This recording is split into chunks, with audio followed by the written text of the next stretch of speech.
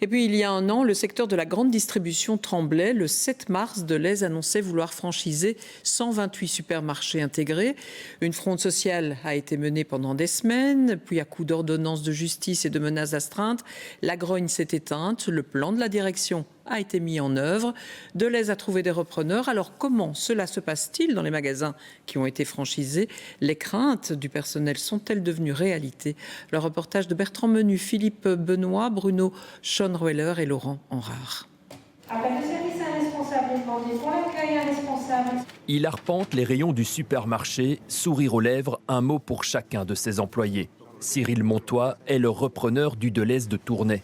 Devenu propriétaire il y a 3 mois, mais actif dans ce magasin depuis bien plus longtemps. C'est un magasin dans lequel ma famille travaillait déjà, donc comme simple employé. Donc j'ai commencé ici à 15 ans. J'ai été plusieurs années étudiant et quand j'avais 24 ans, je suis rentré au service de Delhaize directement, donc comme sous-directeur.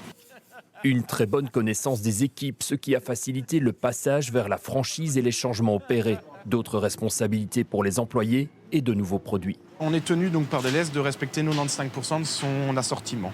On peut après travailler avec des producteurs locaux. Moi j'ai décidé de travailler avec de l'hyper local.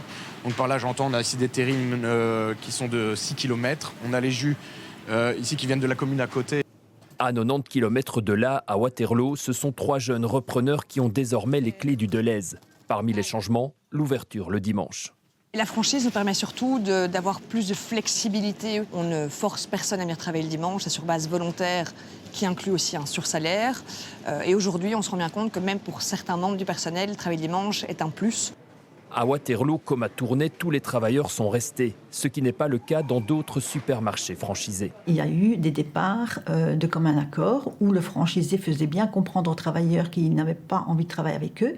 Et donc, ils ont trouvé des accords entre le travailleur et le franchisé pour qu'ils partent. Et donc, dans certains magasins, il y a eu 20 à 22 départs.